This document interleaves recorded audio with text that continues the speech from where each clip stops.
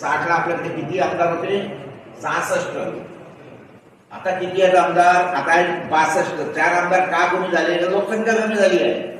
1960ला 66 आमदार, आता किती वर्ष झाले आहेत? 1960ला तर 65 वर्ष झाले. 65 वर्षामध्ये लोकसंख्या किती असायला पाहिजे? ती दुप्पट 1960 पेक्षा किमान ती कमी झाली म्हणून 4 आमदार कमी झाले. 4 आमदार कमी झाले, खासदार कमी झाले. 11 खासदार होते आमच्या, आता 10 झाले. या सगळ्या गंभीर बाबी आहेत. तर सांगायचं मुद्दा असा आहे मित्रांनो की इथंही केरळ सारखं राज्य, विदर्भ आणि केरळचं हे सारखंच आहे जॉग्राफिकल. हे तिथे 5 विमानतळ आहेत ऍक्टिव्ह. सगळ्यांवर रोज विमानं येतात जातात. आमच्याकडे 1 विमानतळ आहे नागपूरचं. तर हे सगळे प्रश्न मी केले आहेत आणि ह्या सगळ्या संदर्भामध्ये आवाज करून उचलायला पाहिजे. तर आपले जनप्रतिनिधी आहेत त्यांना म्हणून आपण तिथे पाठवतो. ते तुमचं माझं काम नाही. आपलं काम फक्त त्या संदर्भामध्ये करणं, ते फोरफ्रंटला आणणं. पण आपले प्रतिनिधी विचारत नाही या सगळ्या संदर्भामध्ये प्रश्न हाऊसमध्ये विचारत नाही.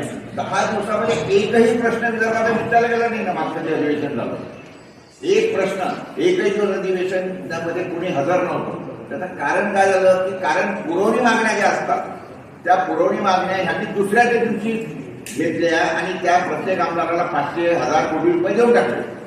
आता त्याला पैसे मिळाले तो कशाला थांबतो आमदार? हे समजून घ्या. हे सगळं षडयंत्र आहे.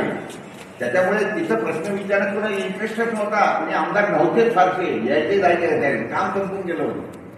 हे सगळे गोष्टी आहेत. म्हणूनच त्या वेळेला मला आवाज उठवावा लागला. तर सांगायचा मुद्दा असा आहे की आता ही खरी वेळ आहे. आता कसं आहे, आपण खिंडीत टाकला आहे.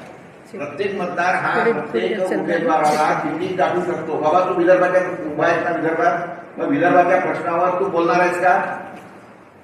आज जर त्याच्यापासून कमिटमेंट घेतली की पोरेच आहे, म्हणजे आता जसं आता हे कुठलं असेल किंवा एखाद्याने म्हटलं की मी अमुक करतो, तर पहिले त्यातून कमिटमेंट घ्यायची ना. आज त्याच्यापासून कमिटमेंट घ्यायची ही वेळ आहे आणि त्याच्याच द्वारे म्हणून मी तुमच्याद्वारे हे सगळे प्रश्न जनतेसमोर मांडत आहे.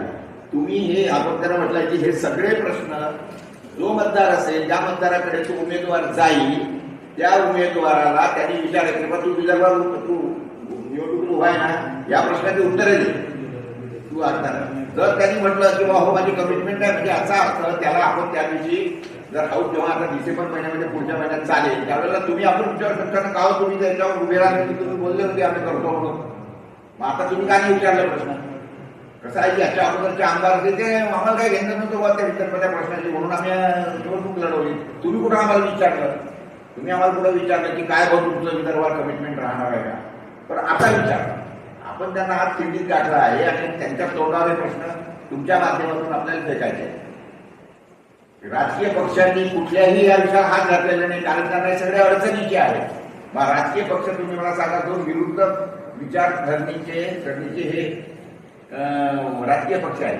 काँग्रेस म्हणते इकडून उगवला सूर्य, हे म्हणते इकडून उगवला सूर्य, पश्चिमेकडून उगवला.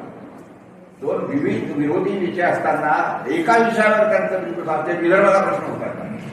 तर त्याच्यामुळे साधं सरळ असं आहे की हे जे काही यांची नाटकं चालली आहे केवळ सत्तेसाठी, सत्ता आणि सत्तेच्या महिला करण्यासाठी म्हणून निवडणुका लढवणे आणि निवडणुकांमध्ये काय अफाट खर्च वगैरे काय चालू आहे ते काय मी तुम्हाला सांगायची गरज नाही. सध्या कशा नोटा पकडल्या जातात. परवाच्या दिवशी त्या गंगापूरला तर अक्षरशः म्हणजे 50 नोटांच्या बराबरची पाकिट आहे एका मतदारसंघात. किती मतदारसंघ आहेत आणि किती नोटा आल्या तर तो वेगळा चर्चेचा विषय आहे. त्याच्याबद्दल मला इथे काही पुन्हा त्याच्यात बोलायचे हे नाही आहे. परंतु हा जो महत्वाचा मुद्दा आहे की कुठल्याच राजकीय पक्षाने त्यांच्या जाहीरनाम्यामध्ये विदर्भाच्या मुद्द्या संदर्भामध्ये एकही प्रश्न किंवा एकही मुद्दा मांडलेला नाही. ते अतिशय गंभीर आहे आणि तो मुद्दा मांडण्यासाठी म्हणून मी तुमच्यासमोर आलो आहे. आता या सगळ्या संदर्भामध्ये तुम्हाला जर काही प्रश्न विचारले असतील मी किंवा काळेसाहेब इथं हजर आहोत. एक मिनिट भाऊजी सगळं सांगितलं बरोबर आहे.